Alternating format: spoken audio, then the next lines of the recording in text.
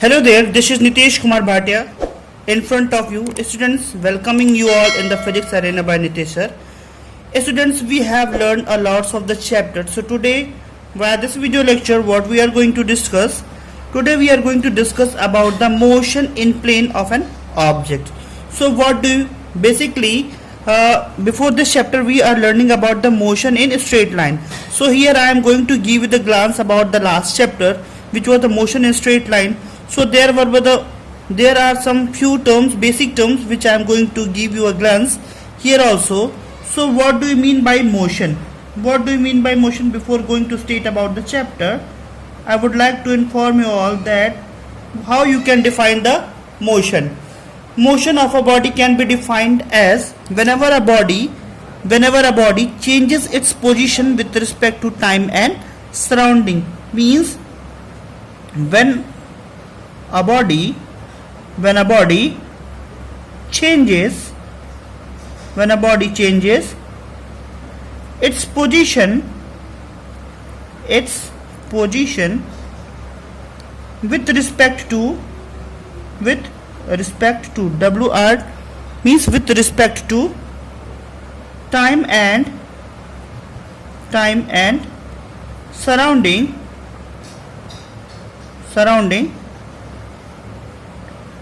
is known as motion. Okay students, so one more question arises, sir, what do you mean by rest? How we can define as rest? So what do you mean by rest? How you can define as rest? Means vice versa, when a body does not change its position with respect to time and surrounding, means no change in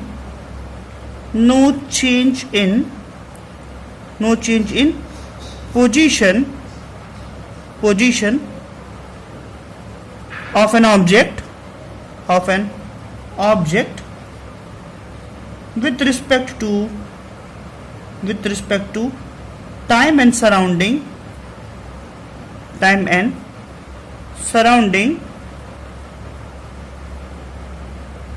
called state of rest. Okay student, called state of rest. It means that the body does not change its position with respect to time and surrounding. So students, now we are going to discuss about the chapter. There are a lots of things to discuss. Here we are going to learn, already we have discussed some physical quantities like some fundamental quantities and some scalar quantities. Now we are going to discuss about the quantities as a scalar and vector quantity. So what do you mean by the scalar and vector quantity? Here I am writing scalar and vector quantity. What do you mean by the scalar quantities and what do you mean by the vector quantities? How you all can define scalar and vector quantities? In order to discuss scalar and vector quantity, one by one we will discuss these two topics. So first I am writing here scalar quantity. Okay students, what do you mean by a scalar quantity? How you can understand a quantity said to be scalar? Whenever any physical quantity which is having only the magnitude, not the direction, means here I am writing any physical quantity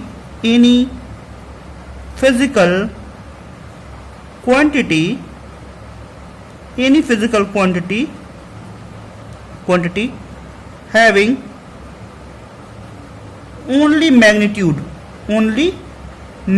means numeric value. Magnitude means its numeric value. Magnitude called scalar quantity. Can be defined as the scalar quantity. Now with the help of an example, we will discuss how we can say that a statement can be termed as a scalar quantity. For example, let us suppose that if I am saying that Ram is moving, here what I am saying that a person who is named as Ram or Raman is moving in a car covers 5 kilometer distance. Okay students, so what we are realizing here, what we have found here, we find that the Raman is a person who is moving, displacing his position in a car and covers 5 kilometer distance. The distance is of 5 kilometer, but in which direction? Here direction is not given, or direction is not specified. We are not knowing Raman is going in which direction. So when here 5 kilometer is what? That is a magnitude, but here the direction is not given. So such type of the quantity which is having only the magnitude, not the direction, then it is said to be that the scalar quantity. Whereas what do you mean by the vector quantity? How we can define the vector quantity? So vector quantity can be defined as any physical quantity,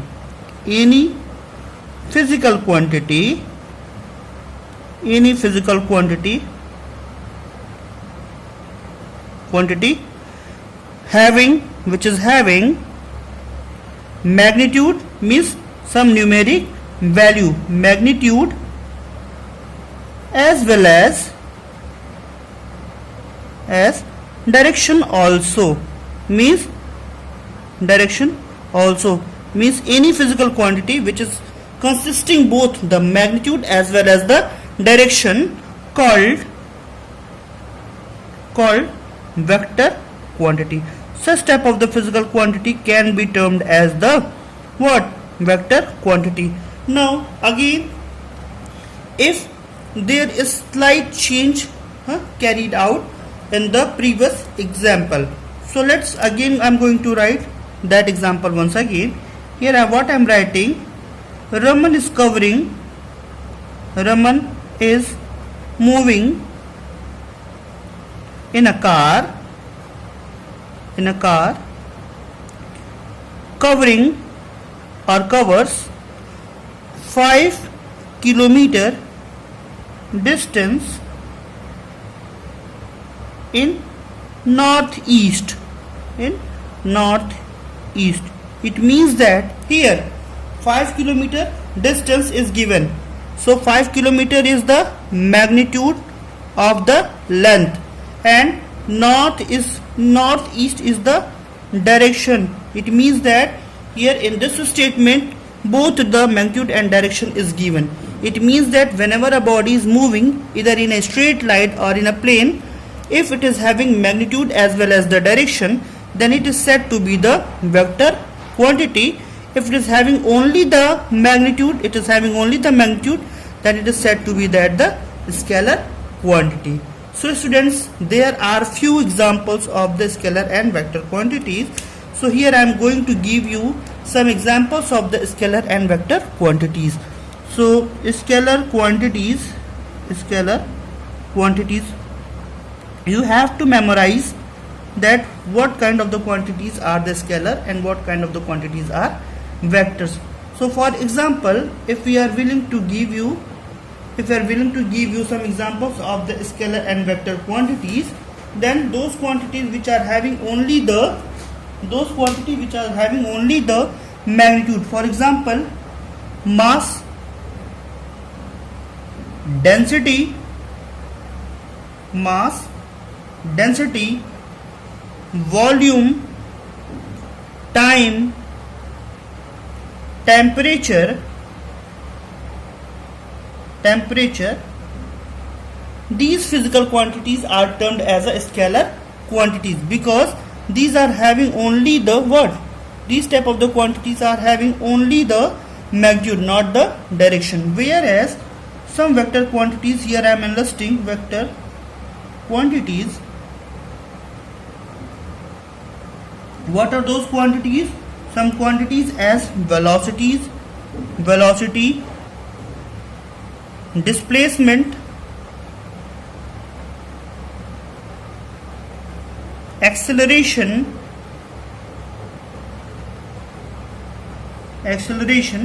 momentum, and a variety or a number of physical quantities are termed as the scalar and vector quantities. So students, if we are knowing that if a physical quantity is having the direction as well as magnitude, so it is termed as a vector quantities, and having only the magnitude is said to be the scalar quantity. So let's start how we can represent a vector. Okay students, so whenever a body is moving in a straight line, so in the last chapter, okay, before this chapter there is a chapter motion in a straight line. Whenever a body now I am going to discuss a basic thing, what do you mean by the motion in straight line and motion in plane. So here I am writing motion in straight line first. Motion in straight line. What do you mean by the term motion in straight line? Okay, it is also said to be the linear motion of an object or a body. When a body moves in a straight line, okay, so whenever a body, here I am writing, when a body is moving in a straight line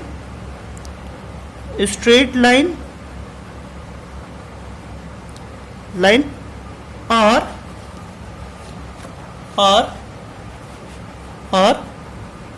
on a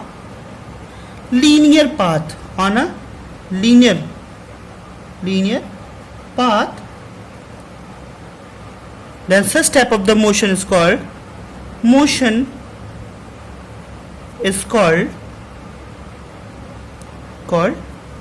what? That is a linear motion or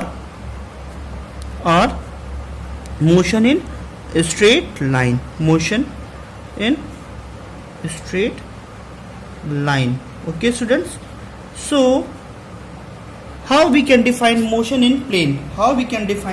Motion in a plane, it means that whenever a body not only moves along a straight line path, it means that when a body is moving two dimensionally, means that when here what I am writing, when a body is moving in a plane called motion in plane, is called motion in plane. So how we can say that is a plane? As we are knowing that in mathematics you have heard that there are the three axes. The combination of the three axes are called the axes. So this will be the origin point where all the three axes will meet together. So this is, assume, x-axis, this is y-axis, and this is z-axis. So xy plane means it is also termed as a z is equals to 0 plane, where z is not present. So x and y plane, then z will be 0. This is z is equals to 0 plane. YZ plane means this plane where x will be not 0, means xz plane, yz plane means that is x is equals to 0 plane. And zx plane or xz plane, it means that where y becomes 0. If any of the axis is 0, then the combination of two axes is said to be the plane. Then whenever a body is moving in a certain plane, then such type of the motion of that body is termed as the motion in a plane. So now we are moving towards how the vector quantities, as earlier I have given you the idea that a physical quantity is said to be the vector quantity or a scalar quantity. It depends upon its magnitude and direction. If there is only the magnitude, it is said to be scalar, and if it is having the direction as well as magnitude, then it is said to be that the vector quantity. Now proceeding toward the next topic, that is a classification of vector quantities. Classification of vector quantities. Students, in the first chapter of the physics, in the second chapter of the physics, we have discussed that any physical quantity is subcategorized into the two parts, that the fundamental quantity and derived quantity. Now again here we are going to discuss here that how the vector quantities are subcategorized. So vector quantities are subcategorized into the two parts. So the first vector quantity is the polar vector, is called as polar vector. Okay, such type of the polar vector. And the next one is the axial vector. What do you mean by the polar vector and what do you mean by the axial vector? So what kind of the vector quantities are termed as a polar vectors, and what kind of the quantities are said to be the axial vectors? So those vectors which are having a starting point or a point of application. It means that we are knowing that the starting point in your book, whatever is written, but what I am saying that whenever a vector is said to be polar vector, if it is having a starting point or a point of application, means any vector if it is having the point of starting or point of application, then it is said to be the polar vector. So I am writing here, when a vector is having a starting point or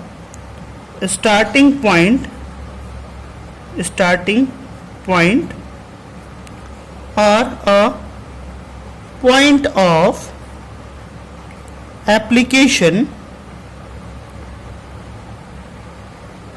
is called polar vector, Okay student, so let us suppose that if it is a block and here we are applying a force. Where we are applying a force? Here. So by the application of this force, this block will start to move in the forward direction. Let us suppose that it moves here. So what is that? This force is having a point of application, a certain point, a specified point where that force is acting. It means that when a vector is having a well defined starting point, is said to be the polar vector. Whereas what kind of the quantity is said to be the scalar vector? The vectors which represent rotational effect and act along the axis of rotation accordance with the right hand screw rule is called as the axial what? Vector. It means that any physical quantity, here I am writing, when a physical quantity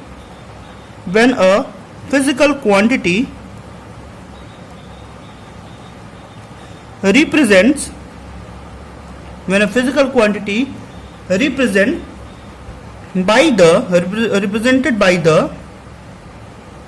represented by the not a defined by the vector, okay, is not confined means not specified, not confined along a straight line,